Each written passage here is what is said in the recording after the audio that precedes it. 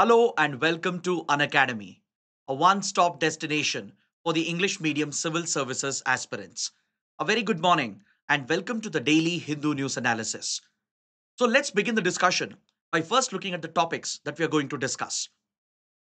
From the Delhi edition of the Hindu, I have picked 10 important articles for a detailed and comprehensive analysis so that you don't have to go back and read the newspaper again. Now, before we start, I have a very important announcement. As we get ready to celebrate the 79th Independence Day, Unacademy is bringing out the Freedom Offer. This is a golden opportunity for those who are preparing for 2026 and 2027 to enroll for our online classroom program at the lowest prices ever. I've been told by the management that this low price would not be returning for a long time. So you can avail a 12-month subscription at just 17,999 with up to 12 months of free extension as well. So those interested, click on the link provided in the description. But on the subscription page, you might see a different price. So to avail the offer, you have to enter the code IAS English. So by entering the code, you'll be able to avail this discounted special offer for Independence Day. And please note, this offer ends tomorrow, that is the 14th of August. And if you want the PDF of today's class, please join my Telegram channel by scanning the QR code. And after the session, I'll be sharing the PDF over here. So let's get started and look at the first article. On page number 6, we actually have two important articles today related to the topic of organ donation and organ transplantation. Because today is a special day, the 13th of August. It is marked as the World Organ Donation Day around the world. Please make a note. 13th of August is celebrated around the world as World Organ Donation Day to spread awareness about the importance of donating organs. Organ donation is one of the most noble kinds of charity that one person can do. Because as you pass, you end up contributing to saving many more lives by using the harvested organs. Those terminally ill patients who are waiting for organ transplants, their lives could be made better, their lives could be saved. And it is considered as one of the most noble acts of charity that a person can do as they pass away. But however, when it comes to organ donation, there is a lot of stigma, a lot of fear, paranoia, and lack of awareness that is present not just in India but around the world. Many people, they are not aware as to how to donate their organs. And many families are very hesitant to hand over the bodies of their relatives for harvesting of organs because they have their own misconception and myths. That's why I feel this article today, written by Dr. Pratap C. Reddy, a leading physician and the chairman of the Apollo Group, provides a very good insight into the topic of organ donation and transplantation.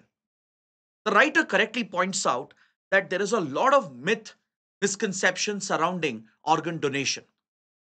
See, this is has largely to do with the cultural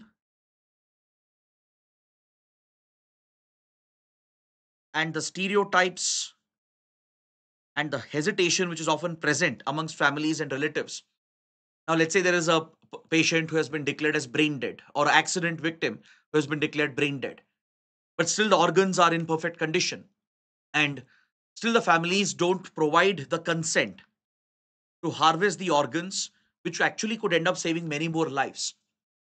So, when it comes to organ donation, be it the heart, the lungs, liver, kidney, pancreas, and even tissues such as skin, bone, and cornea, they can actually play a very big role in improving the quality of life for several patients, and especially for terminally ill patients who have seen organ failure. It could be a life saving procedure for them. So, despite this miraculous progress in the field of medicine, there is a lack of awareness about organ donation. People hesitate to donate their bodies and their organs. And the families and relatives, especially, they don't know what to do after a close member passes away or when they are declared brain dead. And they often deny the permission. Sometimes this could be on cultural grounds or based on stereotypes or based on religious grounds as well. Because there is a lot of myth and misconception that when organs are harvested, that this could completely disfigure the body, which could make it unfit for funeral, and it could be quite traumatic as well for the family members. But Dr. C. Pratap Reddy clarifies this myth and clears this misconception because a lot of care is used when organs are harvested. There is a well established process in our country as to how exactly organ donation is organized. The bodies are never deformed even when organs are harvested. The physical appearance of the body is not harmed in any manner out of respect towards the person who has passed away and out of respect towards the sensitivities of the family members who are grieving the loss of the family member or preparing for the funeral. So, without hurting any religious or cultural sentiments, organ harvesting can be done, but still, people in general are not aware of it. In India, organ donation and transplantation is regulated under a law that was enacted in 1994, the Transplantation of Human Organs and Tissues Act. Please make a note of the legal regulatory framework. The Transplantation and Human Organs and Tissues Act of 1994 is what establishes the regulatory process in the country. In fact, the healthcare industry, the hospital chains, they have to follow a very strict protocol when it comes to organ transplantation procedure. There is a national waiting list which is maintained, a national database of sorts through the NOTO, the National Organ and Tissue Transplantation Organization. This law has provided for the establishment of a national organization to maintain an inventory, a sort of a database as to who are the recipients who are waiting for different organs and tissues. And once a match is obtained, immediately the two are linked together to ensure that the organ or tissue is immediately supplied so that the life saving procedure and surgery can be carried out. So, NOTO maintains that list of organ donors and the recipients who are waiting for it. But if you look at the wait list in our country, it is quite staggering. Because in India, we have very, very few organ donors, whereas there are thousands and thousands of patients waiting to receive organ transplantation. So basically, the demand is massive, whereas the supply is minuscule. So this is largely because of the myth and misconception and the lack of awareness. Those who are living, right, they don't know how to donate their body or organs later when they pass away. Family members later, when a patient is declared brain dead or when an accident victim is declared brain dead, right, they don't want to contribute to organ donation in general because of all the preconceived stigma and notions around it. They believe the body will get disfigured and it would be uh, not the right way to carry out a funeral. So they deny the permission. So this is where the writer suggests that India needs to work around these challenges. We need awareness drives. We need greater promotion of organ donation as a noble cause, starting from the school level itself. In life sciences, in the schooling system itself, from a very young age, the noble act of organ donation should be promoted and inculcated in our future generations. Now, this is a great suggestion that can be easily incorporated. And hospitals have a responsibility, doctors, the medical professionals, they can spread awareness to the patients and their family members, clarifying all the doubts that they have. Because, see, when it comes to organ donation, there is a big concern about the organ trafficking mafia.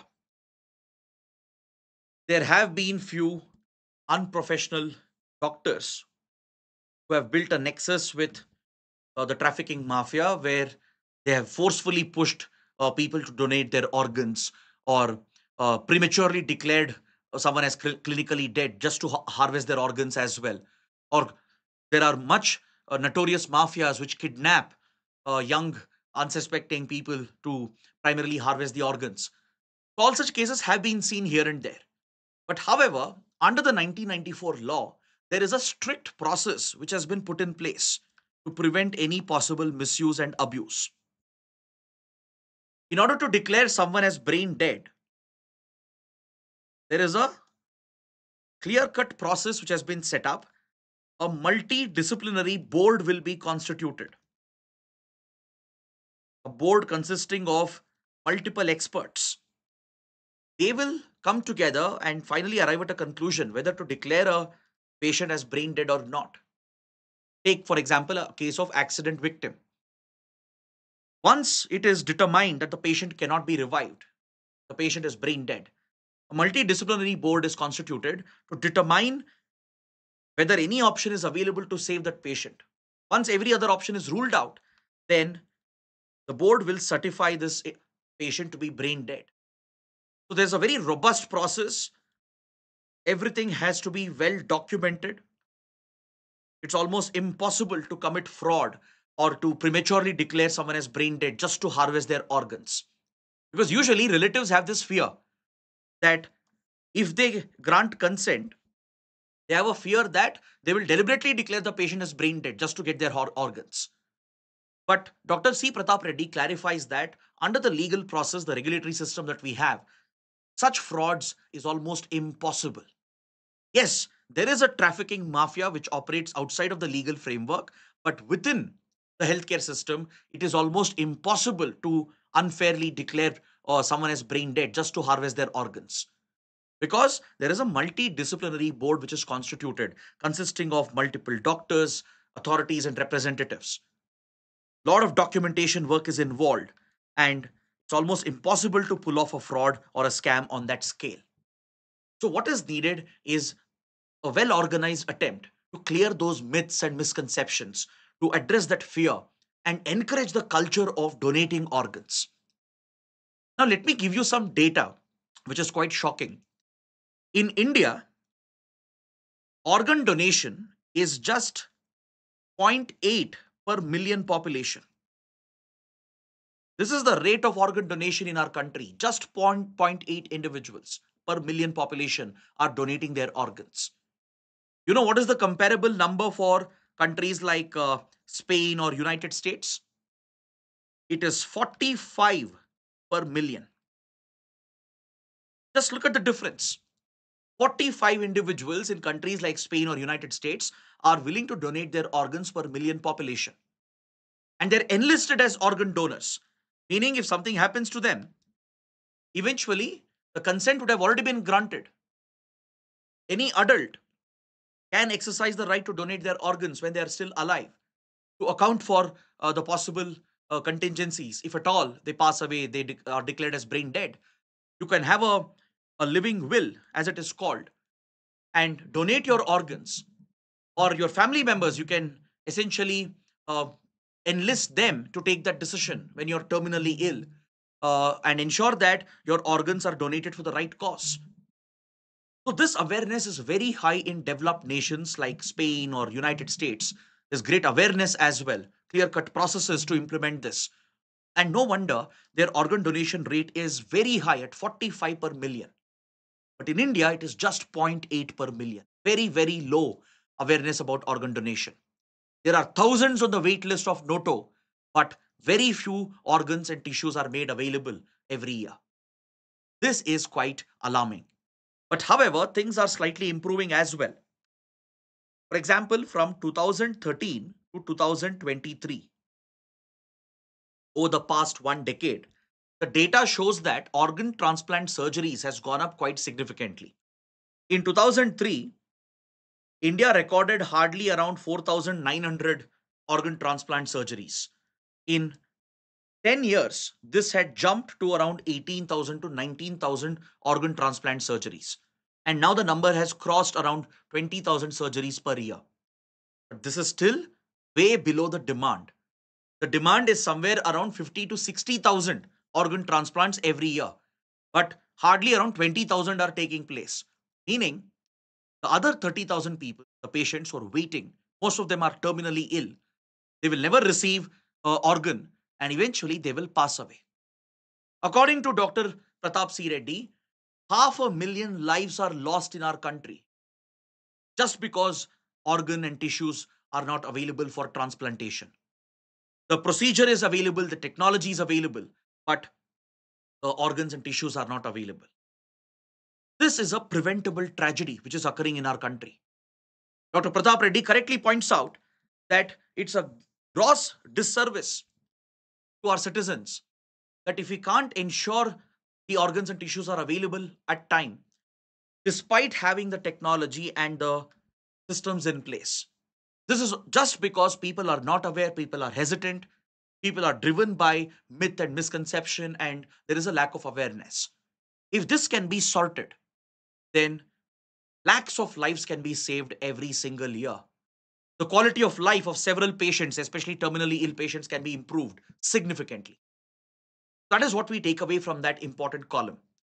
Now, there is a related editorial as well, which is related to a recent development, and let me explain this quickly. Recently, the NOTO, the National Organ and Tissue Transplant Organization, has brought out a new set of norms to promote equity and justice when it comes to organ availability. Because when it comes to organ transplantation, there is a gender based gap which has been noted by experts. There is a clear gender based gap where women are disproportionately affected because of the gender gap which is present when it comes to organ transplantation. Now, if you look at the last decade's data in India, 63% of living donor donations came from women. Out of every 100 living donor donations, that is, when a person is alive, when they already give consent for their organs to be donated in case they pass away or in case they are declared as brain dead. Out of 100 such living donors, 63 of them were women. But when you look at the percentage of women who received organs, when it comes to donors, women are right at the top. They account for 63% of living donations. But when you look at the recipients, if you look at, let's say, heart, lung, kidney, liver, pancreas transplants, the percentage of women who received these organs is hardly in the range of 23 to 47%. What does this mean? It means that women are donating organs more, but they are receiving a very small percentage of it. So this points towards the gender gap, the skewed nature in which organ transplantation has been working. In a way, patriarchy is at work as well, where women are pushed to donate more organs in a way, especially, let's say, in the family, there is a terminally ill person. And to save their life, women of the household might be pushed, pressurized as well, to donate their organs. For example, in case of kidney, in case of liver, right, you can still survive if you were able to donate, let's say, one kidney or a part of the liver. So many such cases have been seen, which is a sort of injustice which is happening to women. It's a clear social marker, a social divide that is present. So, to address this gender gap, NOTO has brought out new norms. And according to the new norms, on the wait list for organ transplant, women recipients and as well as the relatives of donors, they will be given a priority. On the waiting list maintained by NOTO, relatives of those who have already donated their organs and women donors, they will get special preference. Now, this is a good push. It is a very good push because it incentivizes more people to donate organs, because in the future it might help their family, it might help their relatives get organ transplants. It will encourage women as well and ensure that this gender skew is fixed. Ensure that equity, justice is maintained when it comes to organ transplantation. But however, if these new norms are not properly implemented, there is a possibility that this could be misused because the new norms of NOTO does not specifically define as to who are the relatives eligible. This could be used to subvert the wait list and unfairly push up some of the members so that they will get an organ transplant before those who are waiting in the list. So such frauds can be pulled off if it is not properly enforced. So there is a concern regarding that. But otherwise, it is a good push by NOTO to prioritize women donors. So women will receive more organ transplants because clearly, when you look at the numbers, the ratios, it's quite alarming. Women are donating 63% of all the living donors, whereas the transplants they're receiving is very, very less, in the range of 20 to 40%. This will help fix that gender gap. But allowing the relatives of donors to be given priority on the waiting list could be probably misused or abused if the rules does not exactly define who are the relatives who are eligible for this priority on the wait list. And there should be some checks and balances and transparency maintained in the process to ensure it is not misused to unfairly push someone else on the wait list. So if that is ensured, this can be a great move in order to more democratize organ transplantation in the country and ensure that principles of equity justice is upheld. So this is a very important topic, a very sensitive topic as well. So you can expect questions under, let's say, polity, governance, social issues as well, or in ethics, or in science and technology as well. So let's take up this practice question, and I'll help you understand the answer writing approach as well for this particular question. Discuss the challenges in promoting organ donation awareness in India. How can the newly notified norms promote equity and justice?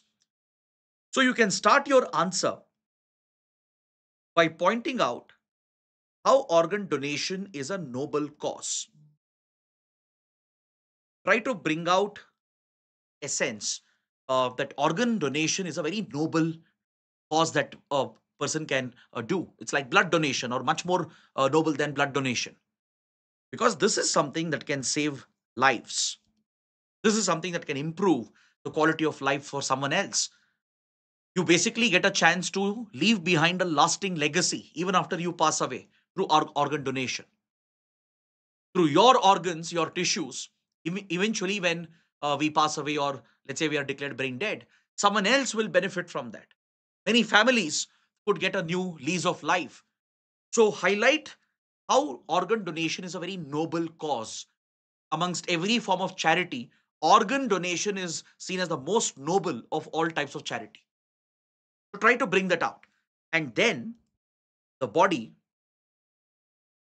talk about the legal framework in India, talk about the status of organ donation and transplants and the challenges that are present. Provide some numbers, back your argument with some data. Talk about the 1994 Act, the procedures which are in place, and why people are hesitant to donate their organs. What challenges are present? The cultural, religious stereotypes and myths and misconception. Discuss them over here. And then, as you provide a solution to this, talk about the new norms which can ensure equity and justice. So you could have mentioned that women face a gender based discrimination over here. Though they are donating more, they are not receiving enough organs. So to fix this gender gap, the NOTO has introduced a new set of norms to promote equity and justice, which can specifically benefit women recipients and as well as the relatives of donors. And in the conclusion, strike a note of caution. In the conclusion, you can praise organ donation again, why it is important to promote organ donation, praise the new norms, but provide a more balanced conclusion with a note of caution that if it is not properly implemented, it could be misused. So there should be checks and balances and transparency in maintaining the wait list by Noto.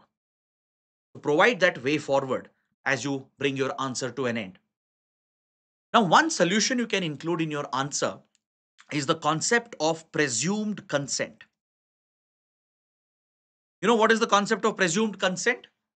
There are some countries where it is presumed, according to the existing law, that every adult has given their consent for organ donation unless they raise a specific objection. In countries like Croatia, even in Spain, in these two European countries, please make a note of this, there is a concept called presumed consent. The legal framework states that every adult has automatically given consent for organ donation. So you don't have to volunteer, you don't have to register, nobody has to give permission. It is automatically assumed that every adult has already given their consent to donate their organs if they pass away or if they are declared as brain dead. Unless and until an objection is raised before the person passes away. So every adult is presumed to have granted the consent, and thus it increases the availability of organs. And that helps in matching the demand. That is something we can introduce in India as well. With sufficient checks and balances, the concept of presumed consent can be incorporated, where every adult is presumed to have granted their consent unless and until they would have raised a specific objection. This is also something you can include in the answer as a suggestion for India. It shows that you're able to compare the Indian model with other global models and you're able to offer those examples. So please use this approach to practice your answer writing. Now let's take up the next article. It's related to Indian economy, particularly the employment sector, job creation in India. See, when it comes to job creation, Indian youth have been struggling with high levels of unemployment. I'm sure all of you are aware of the staggering level of this problem. And the government has been striving to address the problem of unemployment. This has been a top priority to create more jobs, especially given the fact that India enjoys the sweet spot with regard to its demography.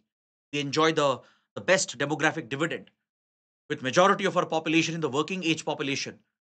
But the problem is when there aren't enough jobs available, right? And when the youth do not have the right education, right skills, and when there isn't enough demand as well in the economy, that is a recipe for disaster, and you will not be able to reap the benefits of your demographic dividend. So India is indeed facing one such challenge when it comes to unemployment and job creation.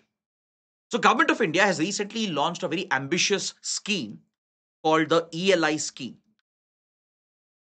Those of you who are regularly attending the Hindu analysis classes, you would know we have already discussed about this scheme, the employment linked incentive scheme.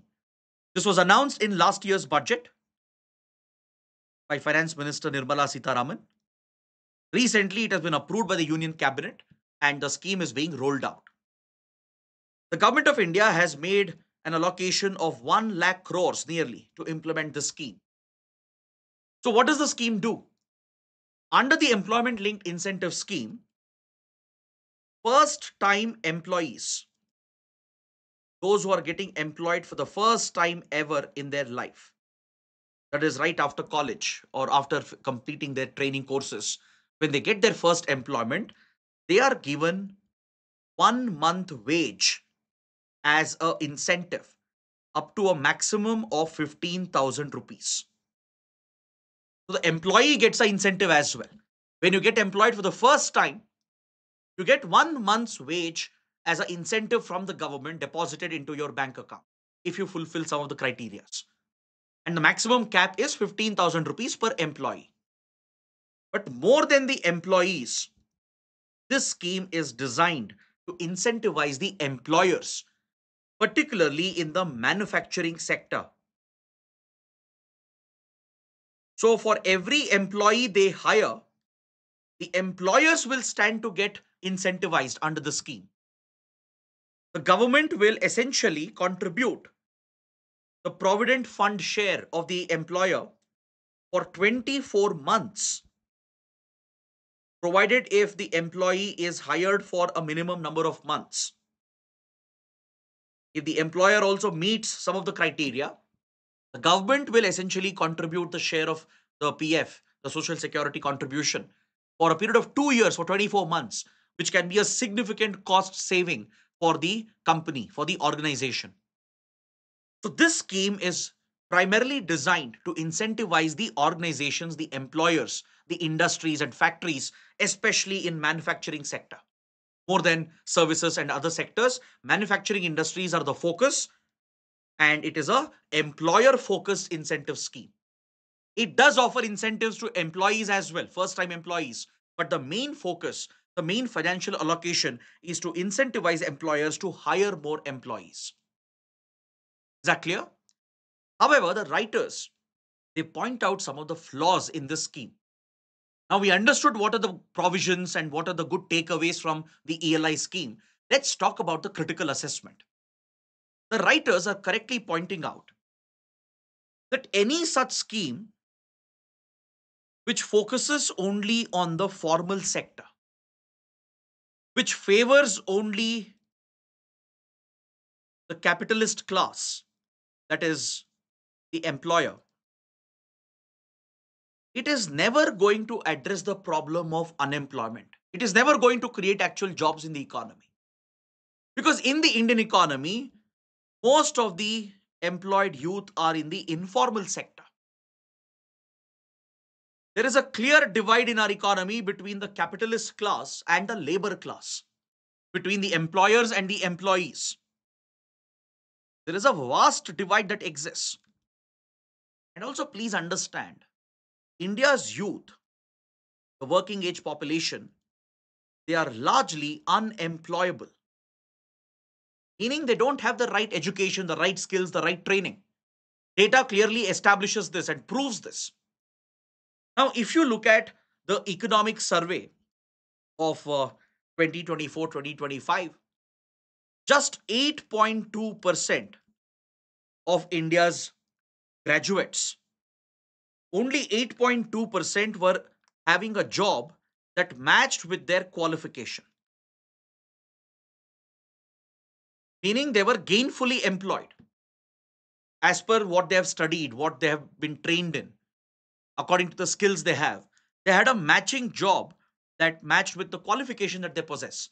And the number is just 8.2%, meaning the rest 91, 92% youth in the country, they do not have the right job for the qualification that they have. Meaning they might be overqualified, but they are forced to take up a, a menial job, which is way below their skills, way below their education standards, which means the pay, the salary they get will also be lower. So this is the fundamental problem in the Indian economy. If you look at the graduates in the country, almost 53% of them, 53% of India's graduates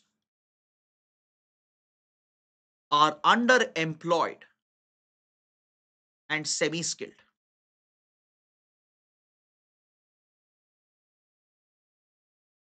Meaning they are seeking out very routine, basic jobs. They're settling for it basically. They're settling for low salary jobs, even though they sometimes possess higher degrees, higher education, higher skills. They're settling for semi skilled jobs and under paid jobs. That is the desperation amongst the Indian youth because there aren't enough jobs, and even the Indian youth is not employable. Many times they lack the right skills and talent. If you look at the postgraduates in our country, almost 36% of the postgraduates are facing this situation. Though they have a double degree, they will end up settling for semi skilled jobs, underpaid jobs, and as a result, they become underemployed, earning lesser than what they are supposed to earn.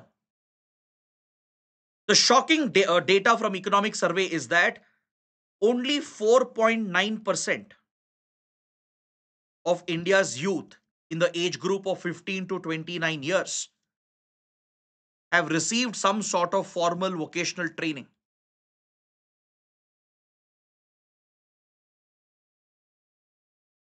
Let's say every year 100 youth are becoming ready to get employed.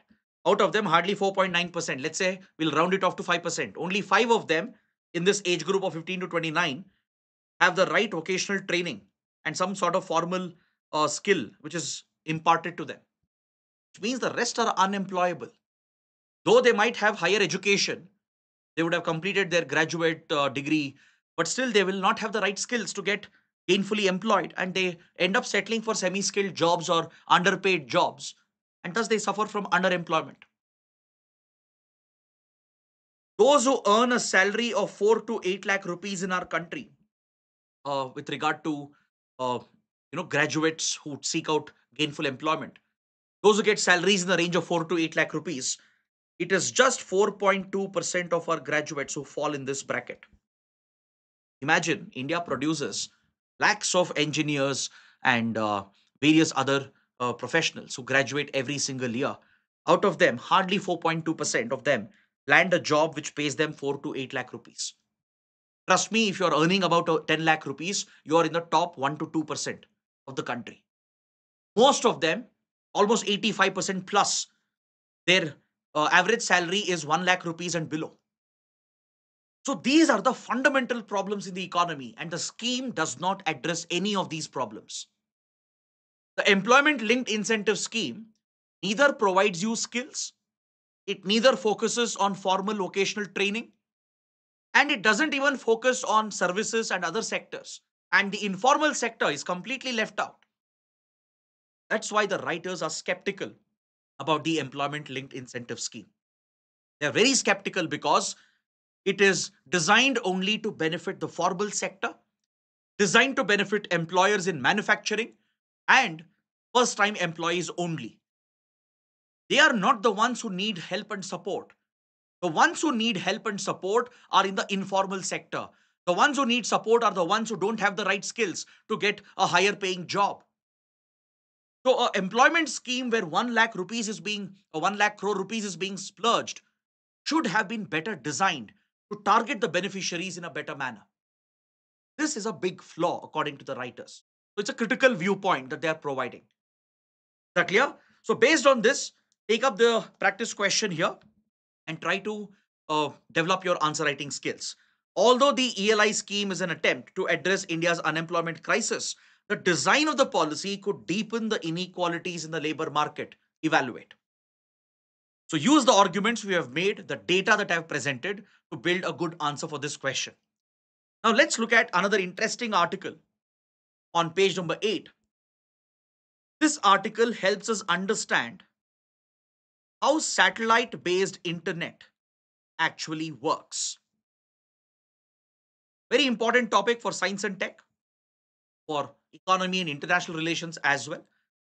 So let's quickly understand what exactly is satellite based internet. Why is it significant? See, when you look at fast internet, let's say a broadband internet connection, right?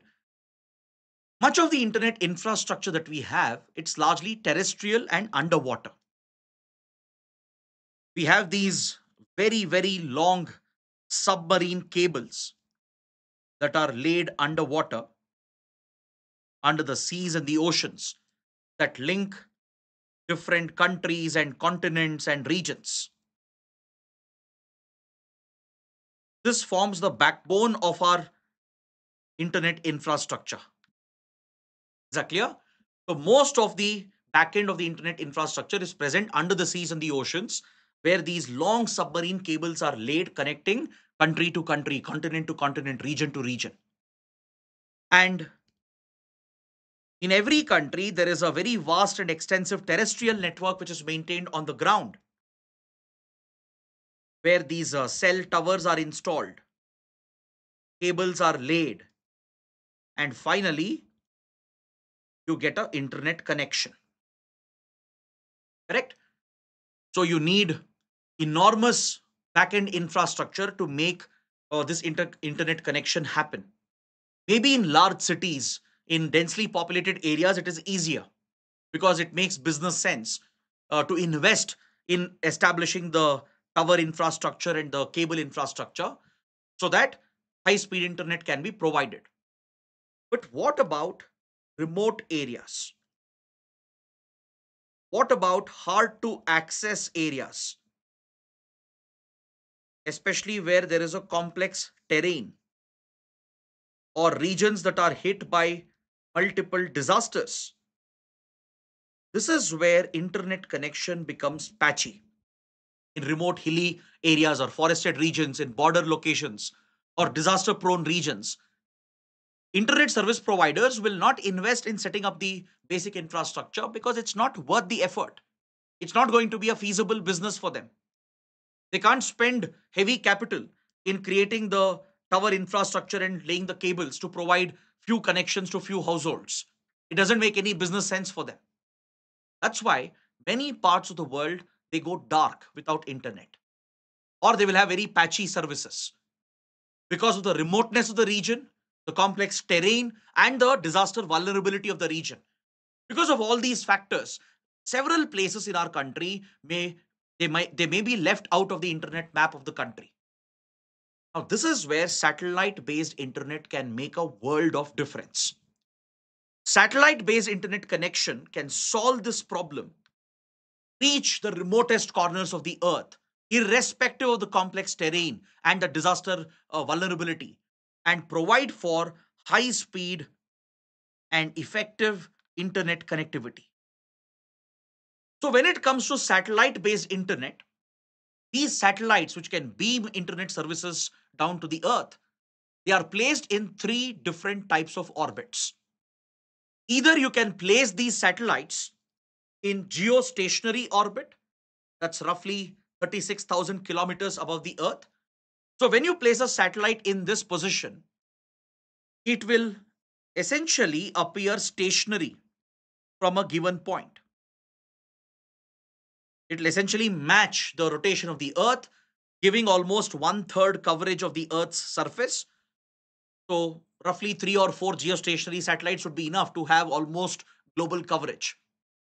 And it will maintain complete line of sight throughout the day 24/7 because it appears stationary from the point on the ground. And that is the advantage of placing communication satellites and earth observation satellites in geosynchronous orbit. But however, these satellites are not ideal for beaming internet services. You know why? When these satellites are placed, first of all, they're very bulky, very large in size. The cost of launching them is more expensive. It takes more time to build these heavier satellites. And more importantly, they act as just a relay. They simply take the internet beam and transmit it back, but they will not have any onboard processing equipment. So on the ground, you will again have to create infrastructure. You need large antennas to receive the signal, process the signal, amplify it, and then distribute the signal. That doesn't serve the purpose again. Again, on the ground, you have to create some infrastructure for this. And more importantly, there is very high latency because of the distance. The signal will take some time to travel 36,000 kilometers and come back. So even though it's just a fraction of a second, right? Or maybe a few seconds, the latency is something which can't be tolerated for high speed applications. For real time communication, let's say a video conferencing call, real time online gaming, or banking financial transactions, these real time based applications cannot rely on a communication system which has such a high latency. So, this makes geostationary positioning of these satellites unviable. That's not the right way. The other option is to place them in the medium Earth orbit between 2000 to 35,000 kilometers. This again has the same problem. You need more satellites, right? You also need, again, the latency factor will come into picture. You need higher investments to build these slightly larger satellites. So, this is again not the most convenient. So, the most convenient approach to provide satellite based internet without interruption is placing the satellites in low Earth orbit in a distance range of approximately 300, 500 kilometers, going up to 2000 kilometers, approximately. So, anywhere in the range of 300 to roughly 2000 kilometers, lots of small satellites can be placed in low Earth orbit. So, here the latency comes down significantly. It can provide for high speed, effective communication. And these small satellites, today they carry onboard processing equipment, meaning the signal is ready to be used. You just need a small receiver. You don't need gigantic antennas and new ground infrastructure. No, you just need a small antenna that can receive this.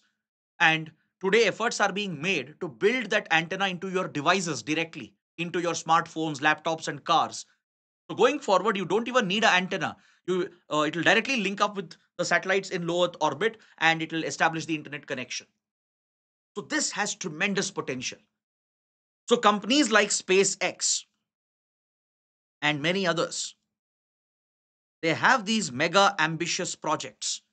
So Elon Musk's SpaceX has Starlink, and the idea is to create a constellation, a mesh network. Right now, Starlink has already placed 7,000 low Earth orbit satellites, and the goal is to place around 42,000 satellites. Of course, this creates its own problem.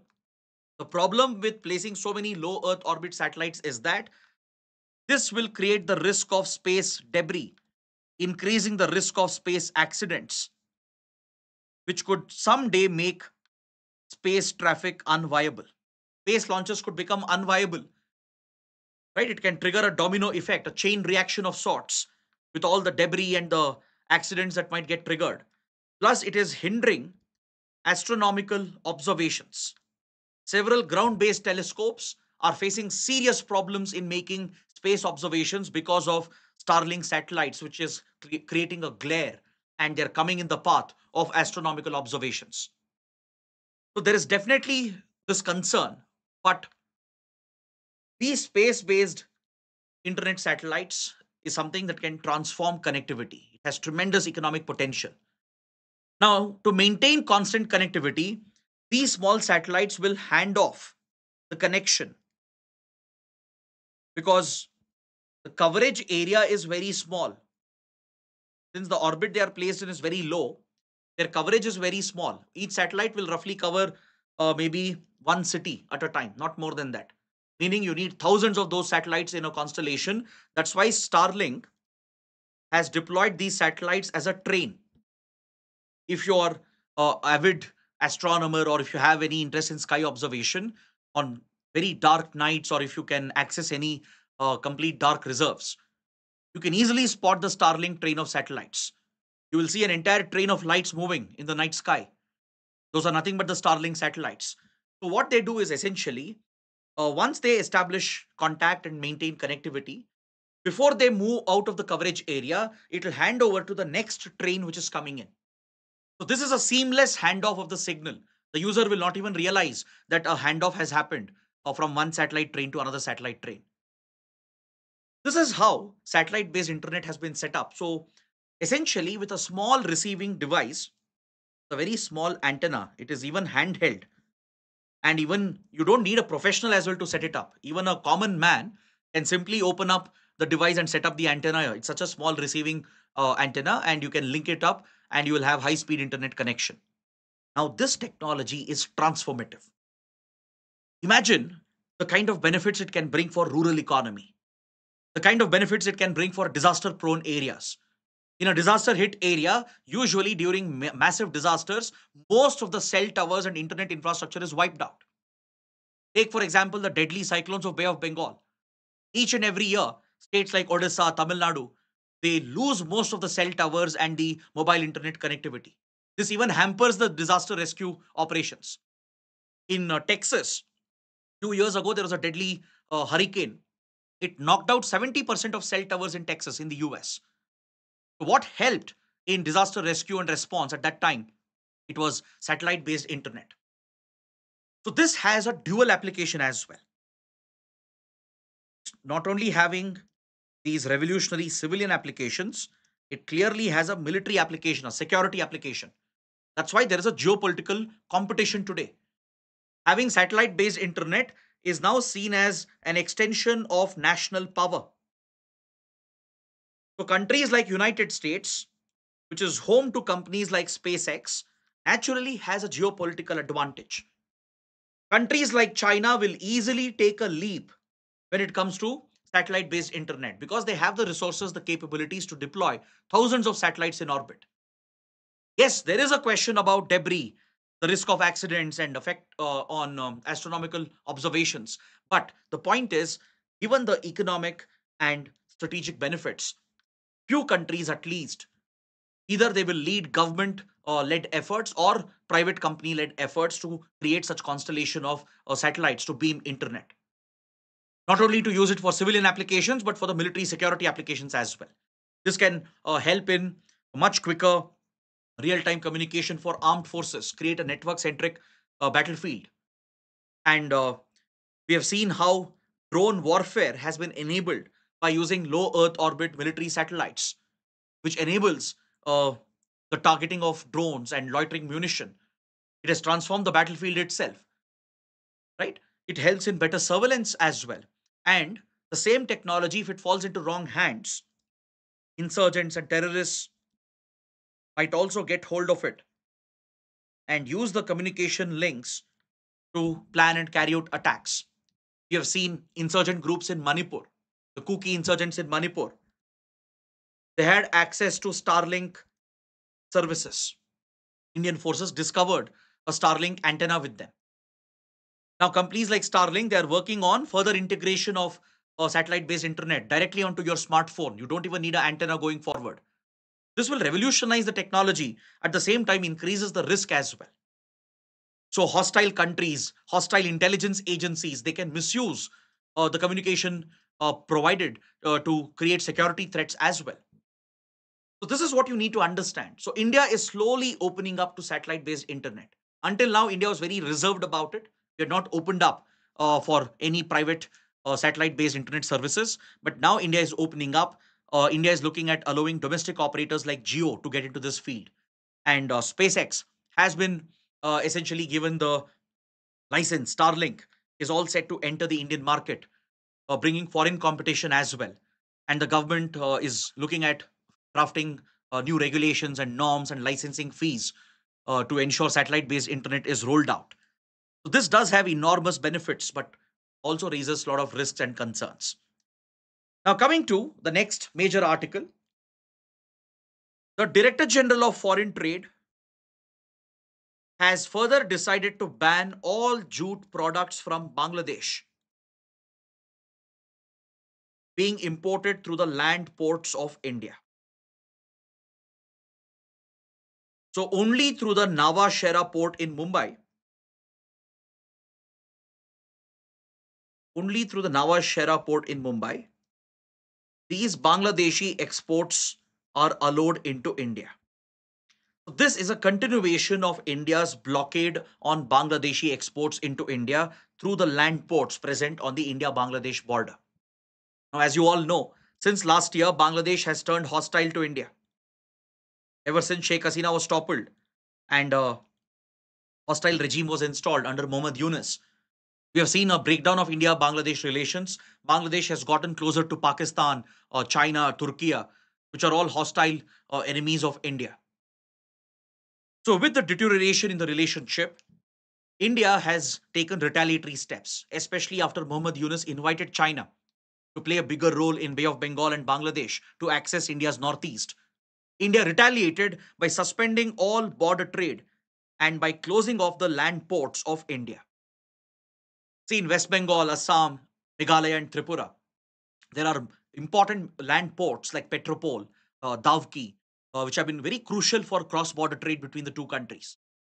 But now India has shut down these ports for most of the Bangladeshi goods to hit back at Bangladeshi economy. Because India has even noticed that Bangladeshi authorities have become hostile against Indian traders, against Indian businessmen and Indian goods which are being exported into the country. They're subjecting Indian trucks to unnecessary checking. They're deliberately trying to levy more tariffs and taxes. They are even threatening Indian traders and businessmen, which seems to be a deliberate tactic. So, India has been retaliating against these hostile moves of Bangladesh by shutting off the land ports, and only through Navashera port in Mumbai, the remaining trade is allowed to be carried out. So, now India has added jute and jute based products to this list. We had earlier banned several goods, including garments, textiles, and various products from being brought through land ports. Now we have extended this to jute and jute based products as well. And the idea is to protect our domestic jute industry because Bangladesh is known to give a lot of unfair subsidies. This is India's argument. Bangladesh is known to give unfair subsidies and it resorts to unfair practices, which gives an advantage to Bangladeshi jute products, which could hurt India's domestic jute producers. So, to protect the domestic jute industry, India has decided to ban the import of Bangladeshi jute and jute based products through land ports, and they will only pass through the Navashehra port in Mumbai. So, this is a trade restriction that India is placing on Bangladesh. Now, coming to the prelim section, let's take a quick look. The removal of controversial High Court judge, Justice Yashwant Verma. The process has been kick-started and the next step has been taken up in the probable impeachment of a High Court judge. Justice Yashwant Verma was a judge of the Delhi High Court. Later, he was kicked out to Allahabad High Court after it was discovered that he had loaded his house with bundles of cash. There was a fire incident, and fire services discovered as they were putting off the fire that massive bundles of cash was discovered in this residence of the judge, which clearly was a red flag, clear pointer towards corrupt activities. So, following this, in the parliament, as per the procedure laid down, process was initiated to get this judge removed. Now, if you look at the Indian Constitution under Article 124 and 218, it clearly provides for removal of judges of Supreme Court and High Court respectively. The word impeachment is not used in the Constitution per se, but this process of removal is quite often referred to as impeachment by the media. But the Constitution does not explicitly use the word impeachment. So this is as per a law. The process will be defined as per a law passed by the Parliament. And under the Judges Inquiry Act 1968, the process of removal of judges of Supreme Court and High Court is clearly specified. So first, a motion has to be admitted either into Lok Sabha or Rajya Sabha with minimum support. For a motion for removal of a judge in Lok Sabha, at least 50 signatures are needed. Similarly, in Rajya Sabha, 30 signatures at least are needed. So once the motion is admitted, the chair of the house, in this case, the motion was moved in the Lok Sabha, right? And Lok Sabha Speaker Om Birla has now set up an enquiry committee as mandated by the law. As mandated by the Judges Inquiry Act, a high-powered committee has been constituted to inquire into these allegations. This committee consists of one Supreme Court judge, two High Court judges. So accordingly, the committee has been constituted by the Speaker of the Lok Sabha. So second step has been taken after the motion was admitted in Lok Sabha. Now, based on the findings of this inquiry committee, report will be submitted to the Lok Sabha and finally voting will take place in the Lok Sabha, where a special majority will be needed. Then the proposal moves to Rajya Sabha, where again a special majority is needed. And if it is passed, then it is pushed to the president to remove this particular judge. This is the process of removal of High Court and Supreme Court judges. It's a complex process which has been designed to ensure the independence of the judiciary so that they are not subjected to the whims and fancies of the legislature or the executive. Next, on the front page, we have an article related to economy. Just a small update. India's retail inflation has fallen to an 8-year low. The retail inflation measured through CPI, Consumer Price Index, which is brought out through Ministry of Statistics and Program Implementation, it has recorded a 8-year low in inflation for the month of July at just 1.55%. This drop in inflation is because of the reducing food prices. As there is an oversupply in the food market, food prices and food inflation has gone down, which accounts for a significant percentage in the CPI basket. And we have seen a major drop in inflation. Now, please note that the target for RBI's Monetary Policy Committee is to maintain inflation at an ideal rate of 4% with a range of plus or minus 2%. This is the target given to the Monetary Policy Committee, meaning inflation should be in the range of 2 to 6%, with 4% being the ideal target. So now, inflation for the month of July has dropped below 2%. It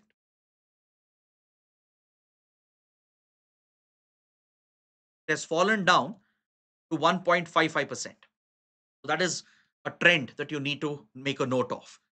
Next, on page number 10, there's an article related to section 152 of Bharatiya Nyaya Sanhita. Recently, a criminal case has been filed against Siddharth Varadarajan, a well known journalist, one of the founders of a digital media platform called The Wire. So, section 152 of Bharatiya Nyaya Sanhita, it basically deals with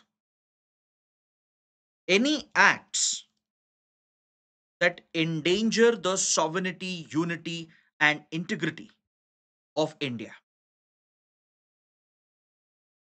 Indirectly, it is a sedition provision. It deals with sedition. The very term sedition, it's a colonial legacy, right? The concept of sedition and laws related against sedition was used by the British to stifle our freedom movement, to target our freedom fighters. So anything spoken against the state, anything in dissent, was widely interpreted as a threat to the sovereignty, unity, integrity of the nation, and very severe punishment would be dealt out, including a significant jail term. And bail would be impossible.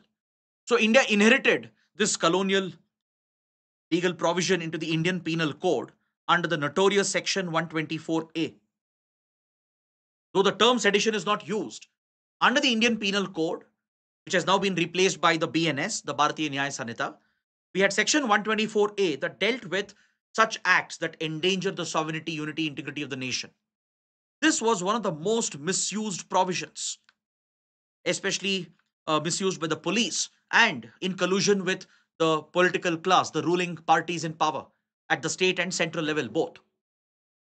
So, any dissent, any opposition against the government, those who are criticizing government policies and leaders, they would often be charged with sedition. So, journalists, students, activists, civil society leaders, opposition members, they have been blatantly targeted under this controversial provision of Section 124A of the IPC. So now it has acquired the form of Section 152 under the BNS, and now the Supreme Court has raised questions about the constitutionality of this provision. Because there is a scope for its misuse, there is a scope for a wider interpretation. It does not exactly define what constitutes a threat to the sovereignty, unity, integrity of the nation. And by the way, in the Kedarnath Singh case, the Supreme Court had clearly opined that Section 124A of IPC cannot be invoked unless and until the act of endangering the sovereignty, unity, integrity of the nation is directly linked with an act of violence. Just because someone wrote an article or someone held a protest doesn't mean you can file the charges of sedition against the individual. There should be a clear link established between the act and an act of violence which has occurred. So in the Kedarnath Singh case, this was clearly established. But now the Bharatiya Nyaya Sanhita under Section 152 provides for these criminal charges to be filed, very serious consequences on the grounds that someone is endangering the sovereignty, unity, integrity of the nation. So there's no clear definition as to what this constitutes. And that's why the Supreme Court is looking into this matter in the case involving journalist Siddharth Varadarajan. Next, Indian Air Force is looking to prioritize the procurement of long-range missile systems after the success of Operation Sindoor. In Op Sindoor, we all saw the performance of missile platforms like S-400, the BrahMos, the Barak 8, even the indigenous Akash air defense systems, the Scalp and the Rampage and the Crystal Maze missiles that was effectively deployed by the Indian forces, not just for air defense, but even for offensive strikes on Pakistani military and terrorist targets. These platforms that we have, some of them are indigenous, some of them are procured from foreign countries, like S-400 from Russia, the Barak 8 from Israel, etc. BrahMos being a joint venture of India Russia, Akash being completely indigenous. So India has relied on these missile platforms, but now the Indian Air Force is looking at specific long range interceptor missiles to strengthen the air defense of India even further. Because recently it has been revealed by Indian Air Force that S-400 performed one of the longest range strikes. At a distance of 300 to 350 kilometers, a Pakistani large aircraft, most likely aircraft used for electronic warfare or AWACS aircraft, was taken down by S-400 launched from India. Essentially, somewhere closer to Afghan border. So it was one of the largest strikes ever seen, the longest distance strike ever seen in terms of such air to air and ground to air warfare. So this marks a tremendous success for India and it proves the credentials of S-400. So now Indian Air Force is looking to rapidly expand the capabilities along with the Army and Navy. It's looking to procure more BrahMos and Barak 8s and Akash along with two new squadrons of S-400. That's why the upcoming visit of Russian President Putin is very important. India is likely to place a fresh order for S-400 if Russia can supply, if it can produce them. We will be looking at maybe two more squadrons of S-400. But apart from that, there is another very ambitious indigenous project of DRDO. It's called Project Kusha. Please make a note. Project Kusha is a long range surface to air missile project being developed by the DRDO for the Air Force and Navy. This will include missile interceptors in the range of 150 to 350 kilometers. It will basically fill the gap between the Baraks and Akash at the bottom and S-400 at the top. So between Barak on one end and S-400 at the other end, Project Kusha will bring in these long range interceptors to strengthen the air defense. The Barak has a range of roughly 80 kilometers. S-400 has a range of 350 to 400 kilometers. So in between this, Project Kusha will come out with interceptors with ranges of 150, 250, 350 kilometers to strengthen India's air defense and to provide more options for India's armed forces. That's why Project Kusha is a very important upcoming indigenous missile project of India. Next, ICMR is expanding wastewater surveillance. So in prelims, UPSC might ask you, what is the relevance of wastewater surveillance? Why is it needed? Why is it important? See, regularly monitoring wastewater and testing wastewater is a very critical exercise. So testing wastewater is not done not just to keep track of pollutants from an environment perspective, but wastewater is also tested for pathogens from a medical perspective. So please understand this. Wastewater monitoring testing is done for two reasons. One, from environmental perspective to detect the pollutants. And the other is from a medical perspective to keep track of pathogens, infectious diseases that can spread. So be it COVID-19, the influenza-based viruses, influenza-like viruses, then severe acute respiratory illness, SARI causing pathogens, and even to track antimicrobial resistance, which is building up amongst pathogens. So wastewater surveillance is very crucial. It provides the evidence needed at the ground level to keep track of the spread of the pathogens. And the ICMR, Indian Council of Medical Research, has expanded the wastewater surveillance initiative for 50 cities, focusing on 10 major viruses. So this is the development which has been reported.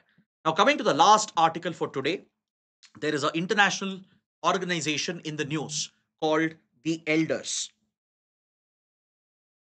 The Elders, I know it sounds like a fictional group from some movie or from a comic show, right? But it's an actual real group. It's an international NGO.